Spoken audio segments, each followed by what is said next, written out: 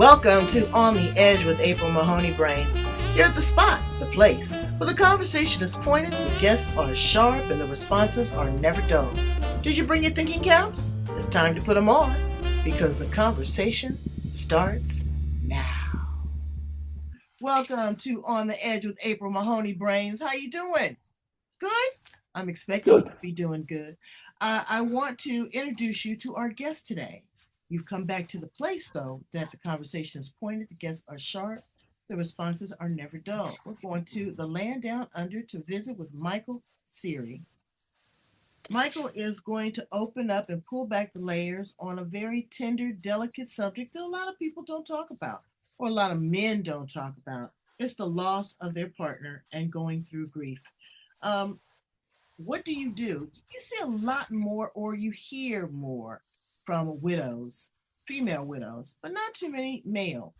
They expect for the man to pull himself up by the bootstrap and, go on and maybe even find another suitor. But what happens when you lose the love of your life or you've been their care for umpteen years? Um, Trying to find yourself, navigating your way, readjusting with the children in a different way, just as being a single parent, a father. But also learning to live life on your own terms, rediscovering who you are, and having permission to grieve, but also having permission to move on. We're going to talk to Michael about that and a whole lot more. How are you, Michael? I'm good, thanks, April. And how are you? I can't complain about nothing except for Oh, travel is kind of restricted. I've been wanting to come back down there to Australia, but it's just so strange right now. The best thing to do, I guess, kind of sometimes is to stay close to home. But I want to hear a little bit about you and your story and all the wonderful things that you're doing with men to help them recover after the loss of their partner. that's good. Thanks for giving me the opportunity to do that. Do you want me to go straight into the story, or do you want Yeah, to? go dive straight in, No, head well, nose down. probably should tell you a little bit about myself. I was married for 44 years. Mm. My wife, beautiful wife, Neryl, and we met a long, long time ago. Got married. We had children. We had two girls, Gillian, who is 46, and Liana, who is 43. 43 actually this coming weekend. And uh, we lived in southwest of Sydney in Australia, and we have lived here in this area all my married life. My My wife got sick.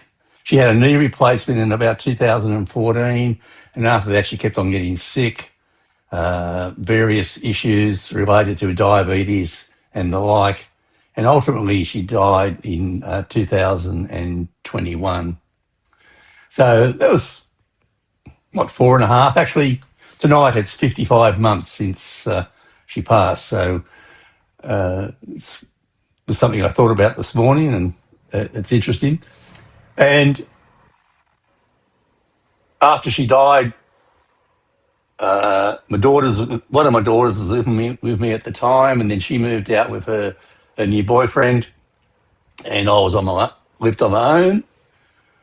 And then, not last year now, the year before, I sold my house, and they bought a house that we all live in together now. So my daughter, eldest daughter, her husband, her now husband, me, and occasionally children, plus a bunch of dogs. Oh gosh.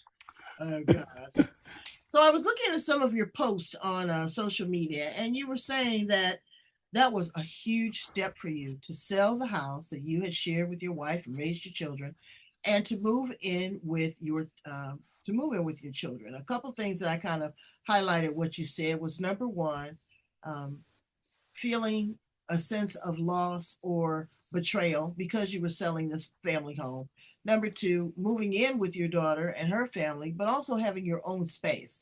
You said that's fine, but I need to be able to have a man cave and be able to have my own space because, again, you're not moving in to be a burden.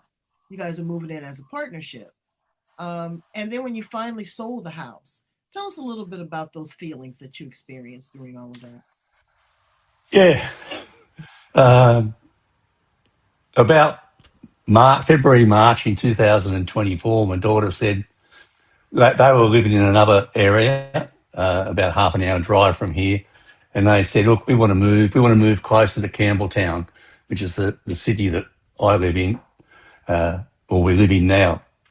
And she said to me, "What do you think of the idea of selling your house and moving in with us?"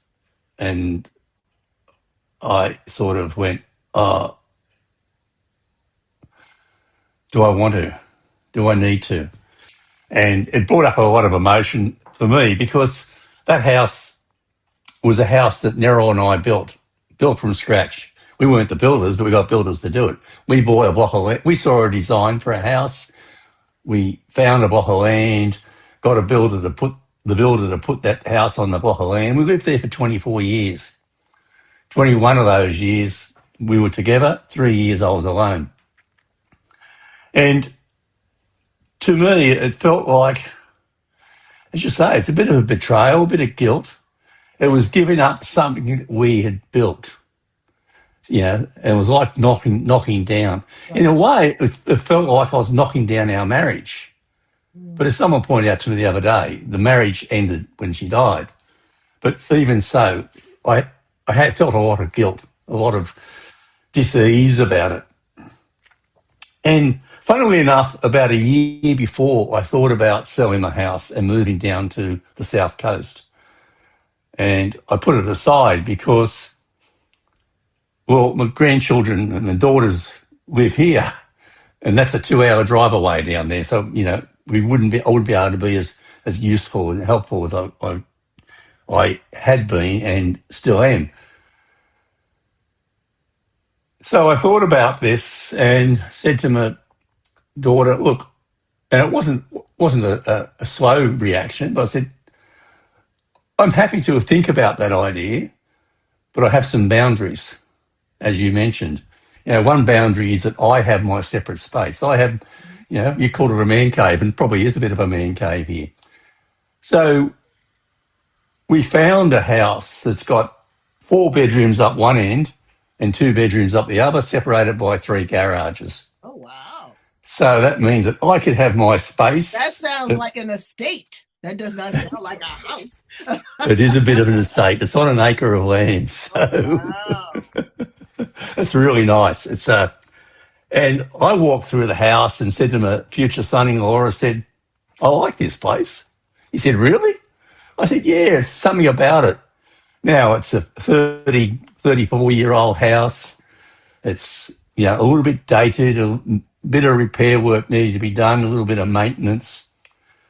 But I thought, we could live here, and I could see the sense of me living at this end and them living at that end. Mm-hmm. And I said to my daughter, before we make a decision, I need to talk to my other daughter.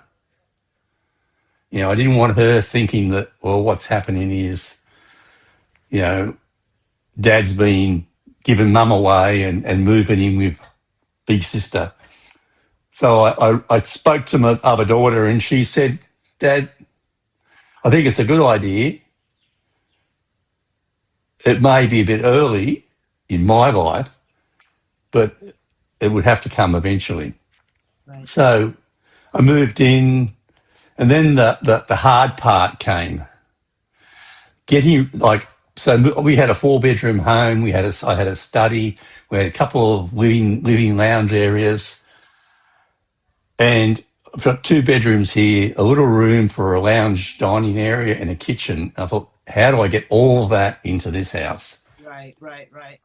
And so then I started selling off the furniture that Nerol had bought.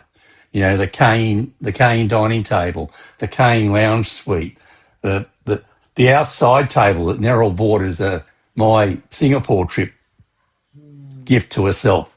I went to Singapore, she bought a table. And I eventually had to get rid of that, because it just didn't fit here. All of that didn't fit here. I kept 2 pieces of furniture, or 2. I kept the dining table, which we bought back in 1990. And I kept a table that was Neryl's mother's table, which we call the carved table. And it's a beautiful old table, and I'm sure someone in my family is going to fight about it when I die. Oh, I want it. Yeah, it's a beautiful table. So they were the only two things I kept. Everything else, as far as furniture goes, I got rid of. But yeah, it was just.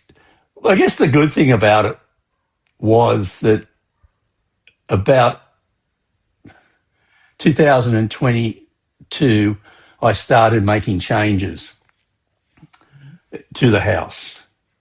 I put in plantation shutters in the living room. I bought a big TV. I got rid of the old TV cabinet. Eventually, I did all that before I cleaned out Neryl's wardrobe. You know, that was a really hard. That was a really hard thing for me to do. And what I ended up doing was just picking everything up and taking it into the lounge room, and then throwing it in different piles. And I had a friend of my daughter's has a sister who said she might like some of the clothes. So I got her to come through and go through the clothes that she might want to take. And then I took about 20 bags of clothing to the Goodwill bin.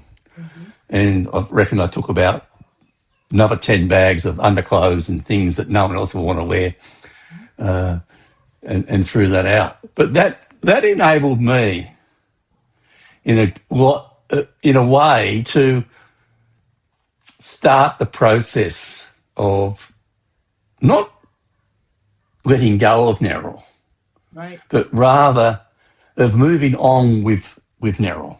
Absolutely. Absolutely. You And know, so also I'm moving forgiveness. on. I'm moving forward. I'm moving with Neryl. I'm not leaving her behind. No. Yeah, she's part of my life. I've got a little heart here. I've got photos of her. You know, I write stories about her because that gives me joy inside. You know, and it's interesting because some people give me lots of hearts and hugs, and you know, when I post something on Facebook, and often I'm writing about it because the writing about it is giving me joy. Right. You know, rather than yes, it might be. Well, I think it's part of the recovery process. You know, by writing it, I'm going into an emotion, a deep emotion. Right. But then I think about it. You know, isn't that a great memory to have? You know, the time that we went this. I mean, I wrote a story last year of about a time when Neryl first met me, Oh, and I recorded a brief interview with her in hospital about 6 months before she died, and I said, "What did you think of me when you first met me?" And she said, "I didn't like you much." And I said, "Oh, what was it about me that you didn't like?" She said, "Oh, you're a bit uppity." I thought, "Oh, okay." I knew this, but you know, so I strung her along and said, "Well, what changed your mind?" And she said, "I got to know you."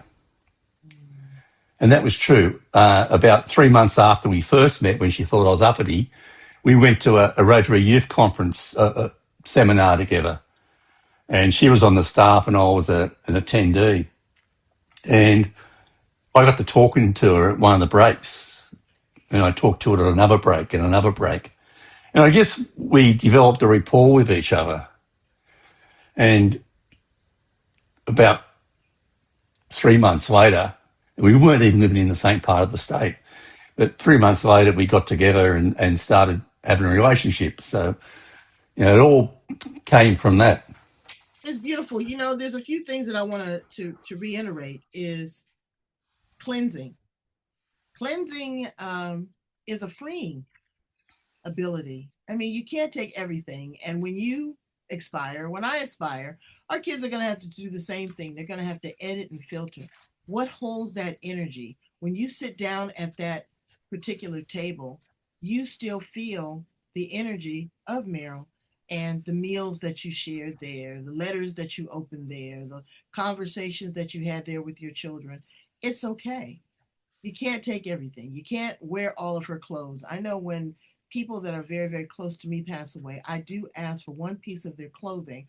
My mother had these little socks, that I bought her that had these ladybugs on them. And, as she was transitioning, and even before that, I don't know why, these socks have withstood the test of time. I had them on yesterday, but it's a comforting there. You really feel that person at that particular point. So bravo on you. And again, to make the decision, I've got to move on. We have all signed our own individual uh, life journey when we entered into this world, and we have to fulfill that. We did not come in like on the ark, two by two. We're very singular. We have our own experience. Being a carer for your wife is huge because nobody talks about that. They expect for you just to keep going, a mechanical animal. But there's a lot of emotion there to see the person that you love deteriorate, to see that they're going through that. But then you reflect on those memories. And I tell you, I've been married 41 years. And I look back at the trips sometimes that we take and that we've taken, or the family functions that we've attended, or just silliness. And it does bring you a lot of joy. So to be able to journal that, write that out is huge, especially for a man. And I say that because, again, they don't give themselves permission to grieve. You're working with men right now that have lost a partner. Tell us a little bit about your speaking and the program that you're running. My speaking. Right. Aren't you weren't you in it for 100 top speakers? Oh yeah, 100 top speakers. Yes, sorry. Oh, that's okay. Next top speaker. Yes, Yeah, yes, that's I am in that. Well, if I get past the audition stage, but I put an application in and I've done an audition video, and in that, basically, it's telling my story, this story of my journey, how Neryl's passing affected me. And one of the things that affected me is that it I realised that my identity had changed overnight. I'd gone from being a husband to being a widower. I was a carer. I was a financier. I was a driver for the last few years, essentially. And now I was just me, father, a grandfather, a coach, but I wasn't that husband. And that was a big change for me about my identity, about how that changed. And at the time, I was doing some mind improvement things like NLP, hypnosis, energy, EFT, tapping, things like that. And I thought, why don't I use this to create help for people who are grieving, people like me who are grieving? And it took a while to do that. And so I then transitioned into a grief coach. Initially, I was working with men and women, but more recently, I've decided to just focus on men because there's lots of people out there helping women. There's not a lot of people helping men. And it was interesting because I wrote a post in a local community group this week, and I thought I was going through a bit of judgment, fear of judgment. I thought, do I do the post or don't I do the post? And I thought, well, I'll put it in, and if they don't want me to have it in the group, they won't post it. And next thing you know, it's posted, and I'm getting likes and likes and likes, and I've got over 800 likes on that particular post. Hmm. And some of the comments were, "I wish this had been around. We wish you'd been around when when my mum passed, because my dad was in a really bad way. This is something that's really needed." And that gave me validation, validation that what I am doing is needed, is worthwhile. And I know from my own experience, I didn't have that service. I didn't have someone like me to help me through the early days or to help me with creating my new identity. Right. So that's what I want to do. I want to help people. I want to help men move from heartache to hope.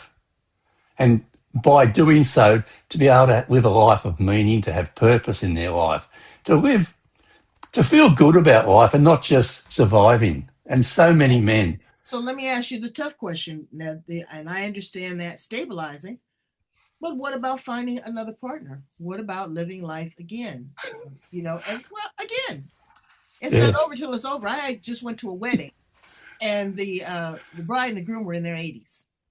Absolutely. So it's not over till it's over. And I had another friend that said, well, I'm not going to give too many details, but she said, well, the husband is now, asking me to go out to dinner. There's nothing wrong with that.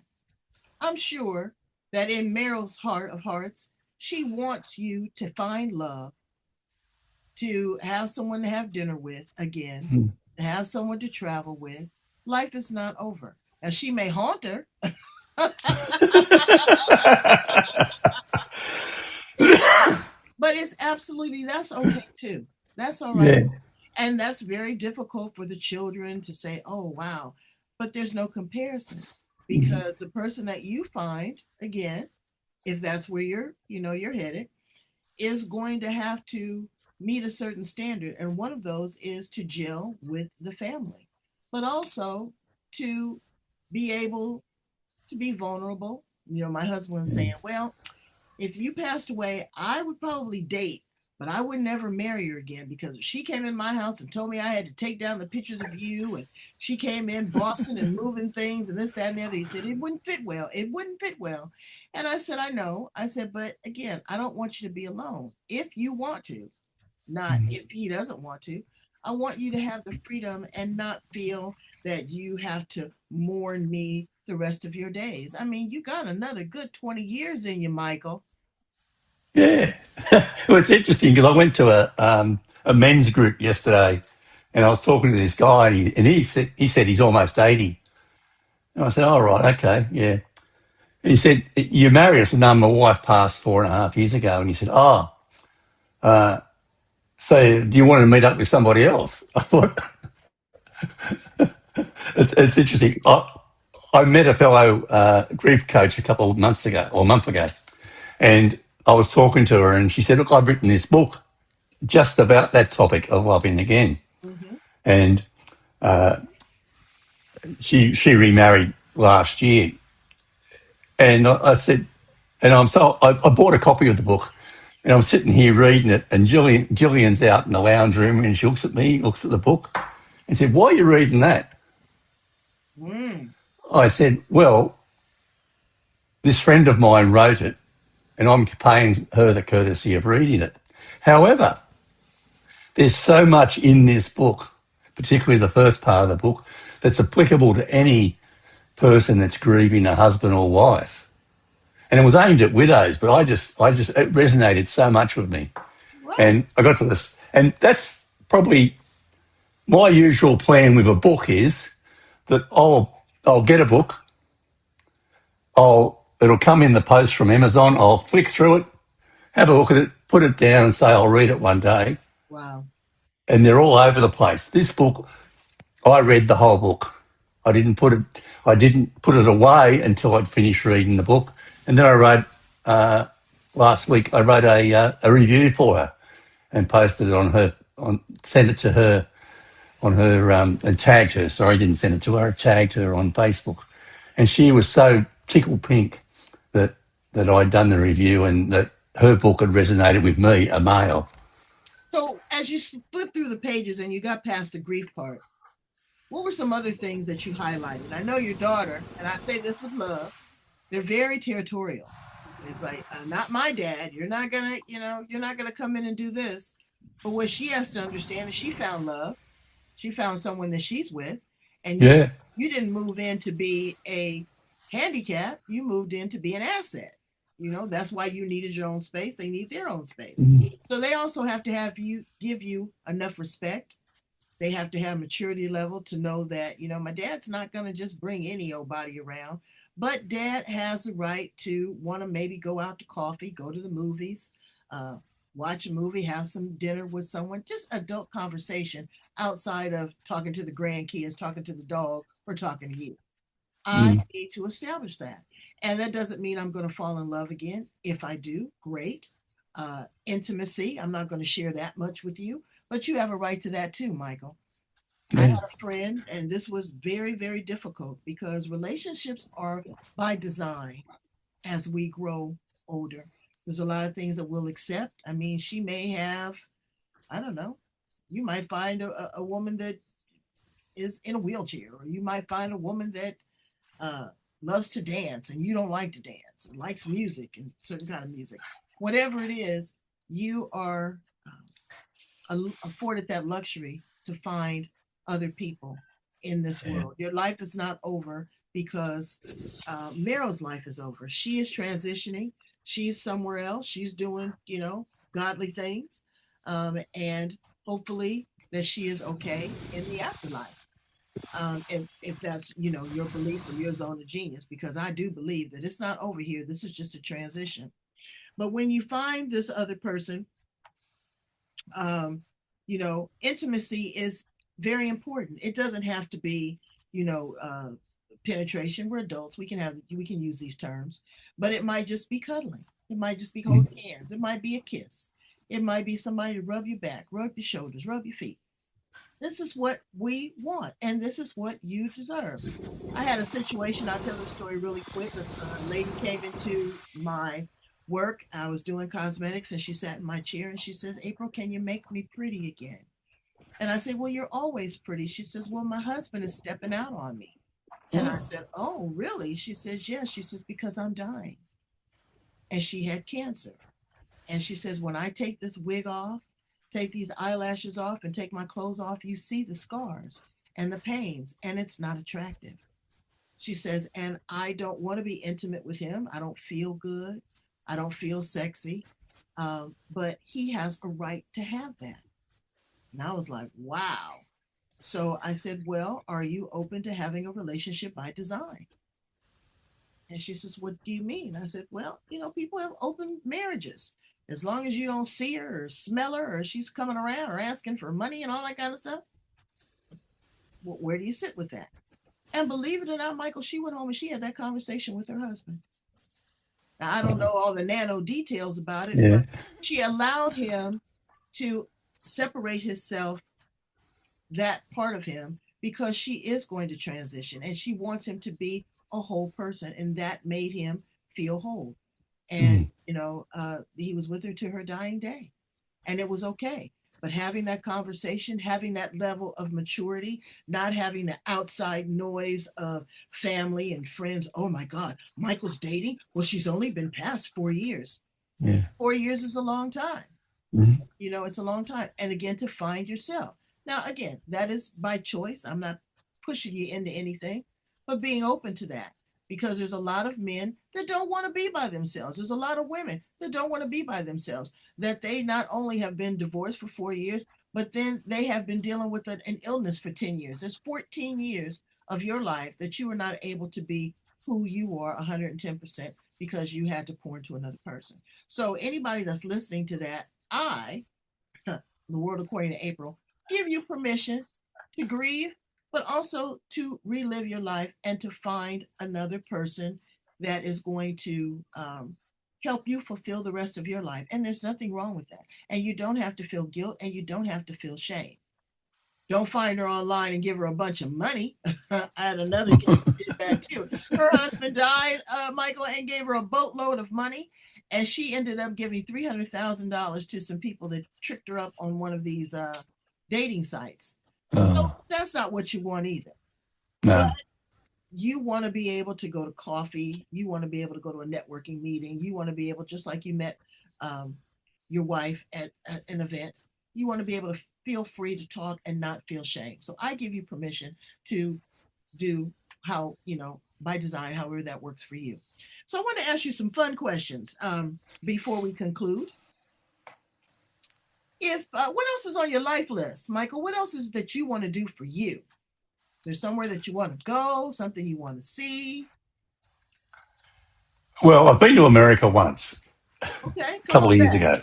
Come on back. Yeah, and I really like to go, and I I'd like to go do this.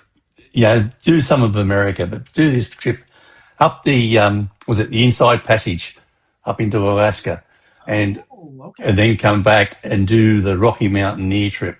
Okay, I've done both. Uh, you've done both. I've There you done go. both. And I've done both. And let me tell you, that passage is so beautiful. It's so different, though. Now you will see the effects of global warming. You will mm, see it now. But the animals and the way that people live and the salmon is beautiful. And then yeah, also, what was the second place that you said you wanted to go? the Rocky Mountaineers I've done train. that. Yes. Okay, so we took the Rocky Mountaineer from Vancouver through Banff. And let me tell you, they feed you really good on that observation train. Yes, they do. Oh, So that's you good. will love it. You will love both of those. Okay, well, good, good. I'm glad we can share that experience. If you were an Yeah, appliance in the kitchen, Michael, what appliance would you be? the Mixmaster. Don't The know why that came up. That was the first thing I thought of. I thought, why is that? Now I'm trying to think, is your mix master, does it heat and does it blend and chop and it does everything? It's a what do you call it? I can't remember what you call it. But anyway, no, it'll beat up things, and Okay. I Like a don't use it blender? very often. Like a blender? I've got a blender as well, but yeah, I've got a what do you call it? One of those NutriBullets that squash everything up and Okay. create a smoothie. But yeah, So this why would you be Mixmaster. why would you be that particular appliance? What is it that you want to mix up and bring together in Well, I that think form? I think it's the thing about when I think of a mixed master, it's about making cakes, and that's what Neril used to do. And what you do is you put in a whole bunch of ingredients, this, and this, some flour, some butter, some sugar, some milk, perhaps, eggs. And on their own, they've got their own purpose. But you mix it up and you put it in the oven and you pour it out. And instead of having an egg and some flour and sugar and milk and butter, what you've got is something that's really beautiful, that's useful. And I guess in a way, it represents a life where the sum of the whole is greater than the sum of the individual parts. Right, That synergy thought. right. And so, as a coach, what I like to do is to dig out the individual elements and put them together and create someone that is a much better person than what they were before. Oh, that's absolutely beautiful. I think I want to be the refrigerator. All that food stuff in it. I want to be the place that you come to every day. You got to come to me every single day, and that I store the things and keep them fresh for you. I keep it cool. Um, I can freeze if I have to, but there is an appreciation for a refrigerator. People say, "Oh, my fridge is out," and the world is went topsy turvy. So I want to be the refrigerator. If you could time travel, go back to the past, stay here in the present, move to the future, where do you see yourself landing, Michael?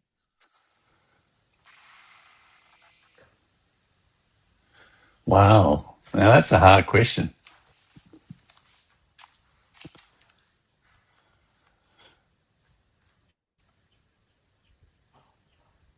1977, the 14th of May, 4 p.m., and the sun's shining, and we're in the middle of this outdoor church by a lake getting married. Oh, you'd like to go back to that place? I've been back to that place. I haven't been back to that time. That was the place where Neril and I were supposed to get married, and we didn't. It's the place that Gillian married Greg last year. Okay. I And still feel a very vulnerable tenderness in your voice when you mention Meryl's name. I hear a rattling there, and I know that that's passion, and I know that you miss her so. Um, And you always refer back to dates. I wish I was good with, I'm not good at that. I'd say, oh, a few years ago, whatever. But these things are cemented into your heart. So I know that she's there with you every single step of the way.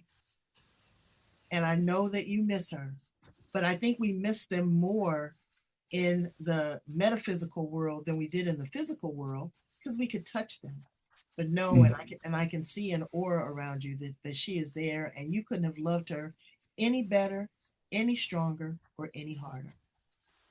And to be her carer was difficult, to be her driver, to be her financier. But the most important thing that you were to her, and you are still to her, is a friend. And friendship, that's by design. People are married to people and they don't really like them, you know, but you were there. And I think that you are just a wonderful, wonderful person. And I think that it's good for you and your growth that you're taking that emotion that you're pouring into other men that don't cry, that don't journal, that don't go back and visit these spaces. They try to be, the tin man that, you can't touch them. And that's not good for your mental health. Tell us some of the things that you tell your clients about their mental health. Well, um, one of the things is that, and I know it's a cliche, but the grief is about love having nowhere to go. It Mm, shows how much love you have. And the fact you're grieving, it just demonstrates that you love somebody. And it's also not a weakness. And the other thing is that it's not going to go away. There will always be some element of grief there. You'll be better. You will feel better. You will move forward with life, but you still will have some grief within you as long as you love your loved one. The other thing is asking for help is not a sign of failure. right. It really isn't. And we can rebuild a meaning for our life after loss. And I'm here to help them. That's what I'm here for, to help people to rebuild after life. Are you finding men are being receptive to what you're doing? Number one, admitting that I need help or I'm sad or I'm unhappy or I don't know what to do. What do I do with these feelings? Are you finding that because you're a man in that space now that they're opening up to you a lot more? There's some interest, but there's not a lot of get together and talk about it at the moment. Well, I told you the last time. I got some suggestions for that. Have a kumbaya. I'm telling you, have a men's drum circle, have a men's Yeah. coffee, have a men's book club, have a men's fishing trip. They will open up at that time. You can't just go out there and say, oh, okay, I'm a grief recovery specialist for men, and I want you to come and open up and pour out your feelings. They'll look at you like, no, I'm not going to do that, Michael. I don't know No. you. That's a bit strange. Yeah. But Yeah. it's a different camaraderie with the man to open up the trust, and it's not mommy issues because there are some men that have mommy issues. The mother is the first woman that he fell in love with. And so there's certain expectations there. And then when you find someone that you've married and you've been with for a long time, and then you consciously uncouple or you couple because of death or whatever, there's a whole transformation there. So again, it's allowing yourself permission. It's okay. It's absolutely okay. If anything, women find that that's sexy. Oh my goodness, he's got a counselor, Betty, and he's going through therapy. Oh, I he's trying to get it right. I'm telling you, that's a turn on in a strange kind of way, but it is. But that's saying that you know what, he is vulnerable, he's sensitive. If he can get in touch with his own feelings, I know that he can stay in touch with mine. And that's what it's about. It's about a relationship. Let me ask a couple more fun questions. If you were a car, Michael, what kind of car would you be?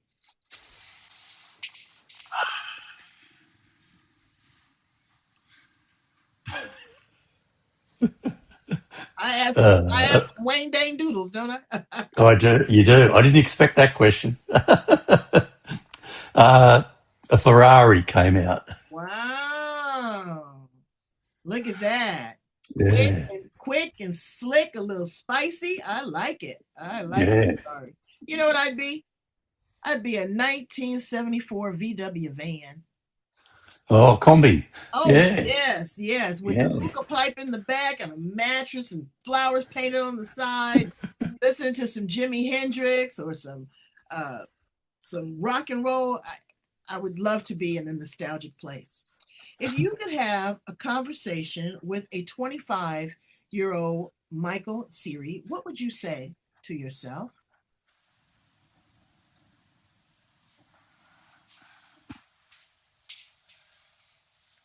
Wherever you are in life now may not be where you'll end up, but what it is, it's part of the journey to get to where you're going to end up. So enjoy the journey and work out where that journey is going to end. You can do it now or you can do it later. And it's never too late to do it. Perfect. That's wonderful. What would you say to a man that is experiencing grief but doesn't know where to begin?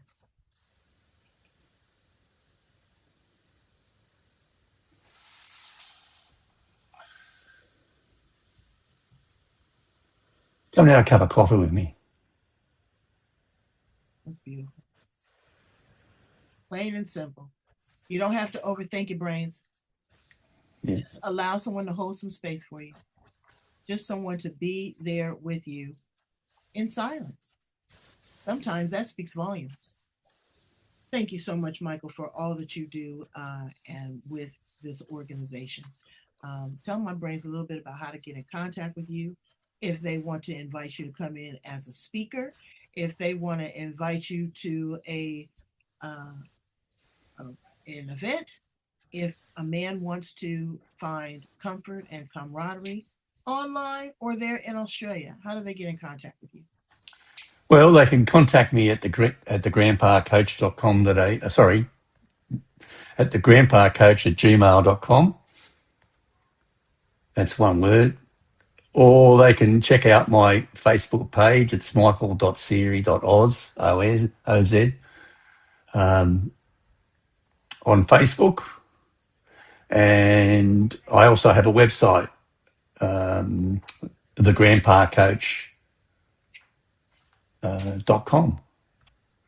I like that, the grandpa coach, because that's another thing. They People feel or society has deemed that once you get to a certain age, maybe over 60, that you've expired. I just told you, I just went to a wedding with 80-year-olds. It's not over till it's over.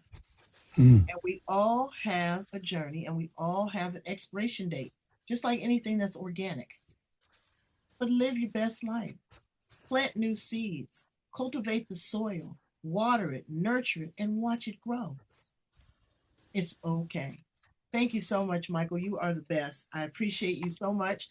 And we're going to vote for you. Brains be watching for that, for the next top speaker. If you have any information that you want to share with Michael, put it in the comments. I need you to love, like, share, and subscribe to On the Edge. We're on YouTube, we're on Instagram, we're on LinkedIn, we're all over the planet. So we want you to go in, leave the questions. Again, it might be something that we might need to explore, but give yourself grace, give yourself permission. It's absolutely okay. Thank you, Michael. Thank you very much, April. Bye, brains.